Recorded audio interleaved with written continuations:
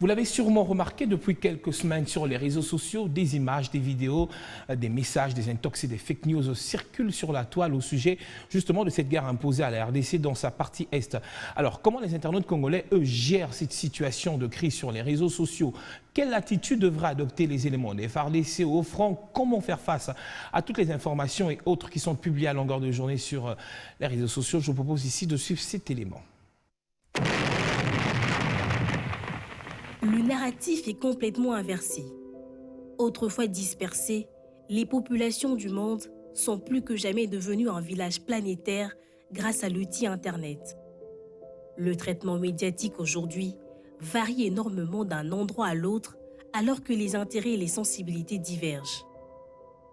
L'Internet, ce géant révolutionnaire des technologies, construit, détruit, fait, refait, informe, désinforme. Il est aujourd'hui au rang des outils pouvant influencer le quotidien autant des citoyens lambda que des autorités. Influence aussi exercée dans la prise de décision, mais aussi a un impact sur le rapport entre individus et même entre États. Alors que les affrontements s'intensifient dans l'Est, le récit traditionnel de la guerre est percuté par l'éruption de l'infox et de l'intox sur la guerre permise par les réseaux sociaux. Il y a aussi le paradigme politique qui s'empare de la guerre pour façonner le récit médiatique avec ses techniques habituelles que sont le contrôle de l'information, la censure, la propagande. En pleine période de crise sécuritaire, comment les internautes congolais font usage de cet outil? Guerre dans l'Est, les forces armées sont au quotidien au front. Pourtant, des images parfois d'ordre secret sont publiées sur les réseaux. Fuite ou tout simplement fait à dessein, certaines images des soldats congolais font le tour de la toile. La question dont il est à traiter ici, c'est au niveau plutôt de la sobriété.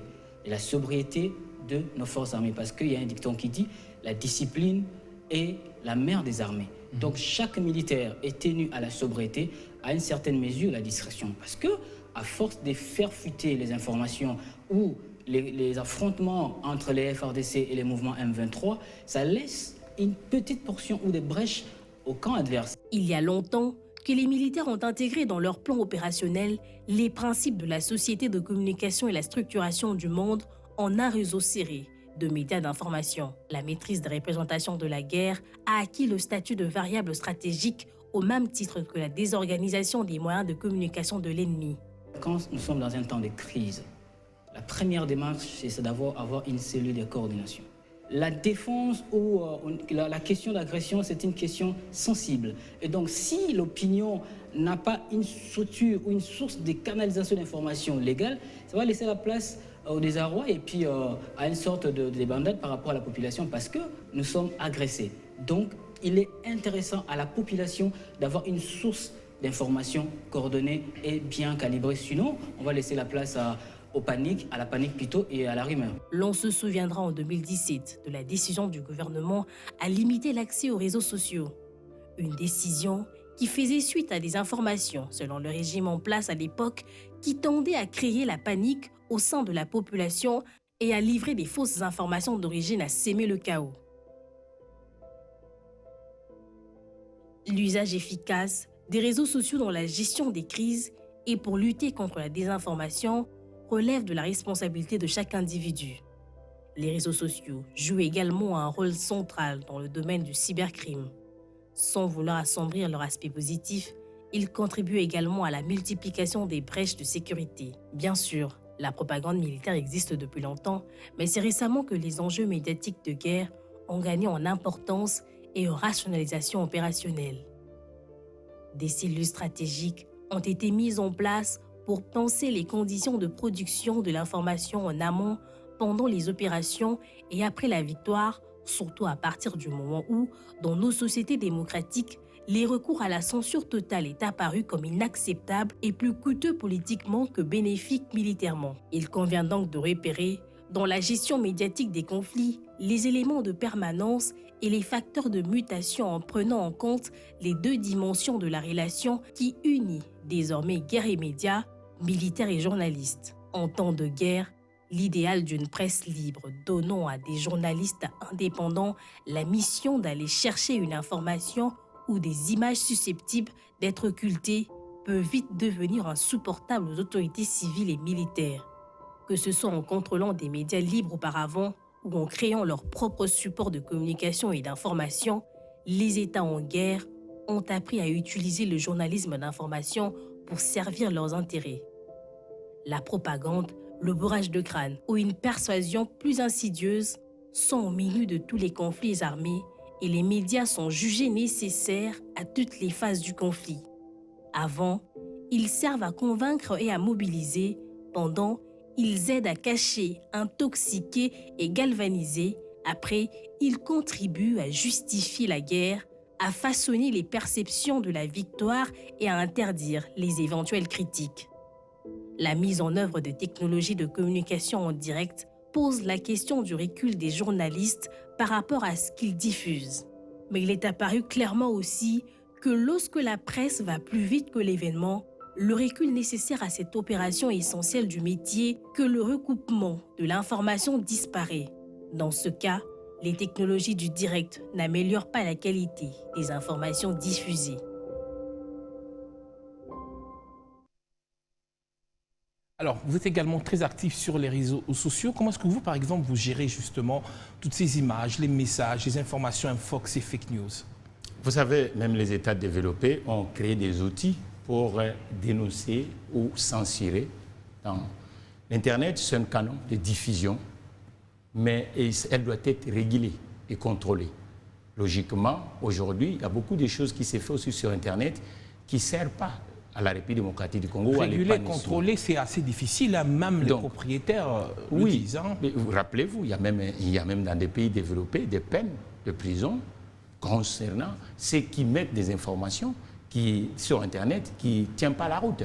Je crois qu'aujourd'hui, nous sommes en période de crise. Et en période de crise, logiquement, on doit regarder et qui met quoi et qu'est-ce qu'il fait. Est-ce que l'image, ça ne donne pas parce que logiquement, la guerre communicationnelle aussi existe. Aujourd'hui, vous devez savoir que les ennemis de la République démocratique du Congo peuvent utiliser aussi des fausses informations que nous mettons dans la toile congolaise. L'information sur Internet a développé beaucoup des États, mais je crois que du côté congolais, il faut qu'on professionnalise aussi cet outil. Parce que ce n'est pas à tout le monde de mettre l'information sur la toile. Je crois qu'aujourd'hui, ce qui reste en République démocratique du Congo, que nous puissions professionnaliser ce secteur. On a vu des images, des vidéos des FARDC au front qui ont fuité.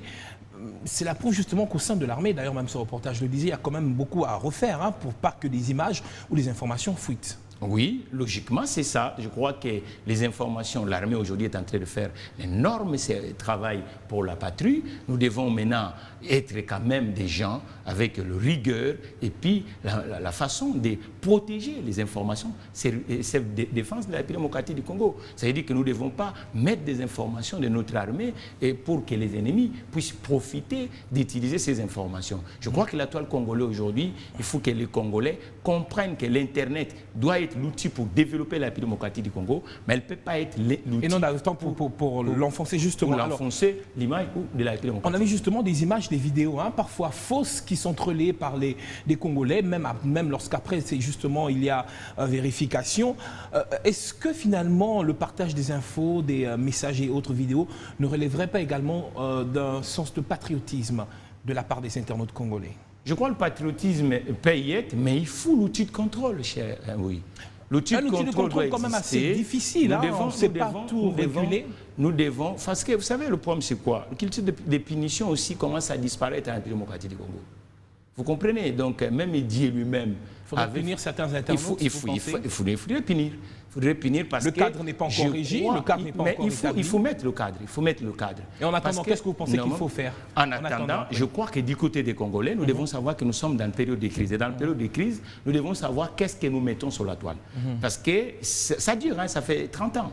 30 ans, le développement, par exemple, de Singapour et le Qatar aujourd'hui, ça a pris combien? Ça n'a pas pris 60 ans pour que le Qatar soit ce qui est aujourd'hui. Je crois qu'aujourd'hui, du côté congolais, nous-mêmes, nous devons savoir que cette crise-là, il demande une dose de responsabilité individuellement et que chaque Congolais doit mettre sa part. il faut regarder ce qu'on met sur la toile. Est-ce que le Congo gagne ou le Congo perd? C'est parfois la recherche du buzz que certains justement diffusent. Moi, je crois que le buzz à tout prix ne va pas faire avancer la République démocratique du Congo. Je crois que nous devons quand même de plus en plus responsables, nous-mêmes les Congolais. Alors, on a vu par exemple également cette mobilisation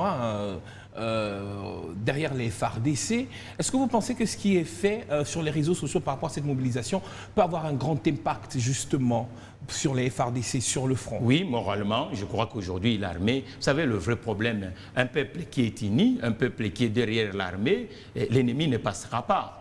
Je crois, vous rappelez-vous, en 98, quand on était en bloc ici à Kinshasa, l'ennemi est venu mais il n'a pas passé parce que tout le monde était derrière l'armée, le service de l'ordre, la République démocratique du Congo, et ça n'a pas passé. Et cette fois-ci, ça se montre que nous tous, on en a ras-le-bol que cette histoire perdure dans la partie grand nord de la Est de la République démocratique du Congo.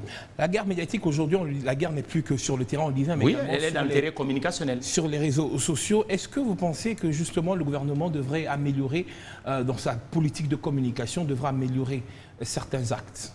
Je crois que oui, du côté de l'organisation gouvernementale, il faut que le gouvernement essaye de travailler avec les autres secteurs de la vie, entre autres le média, parce que, et nous les entrepreneurs, et les gens de l'administration, et même les forces de défense, ainsi de suite, parce que c'est autour de ces professionnels que la communication elle peut être rationnelle.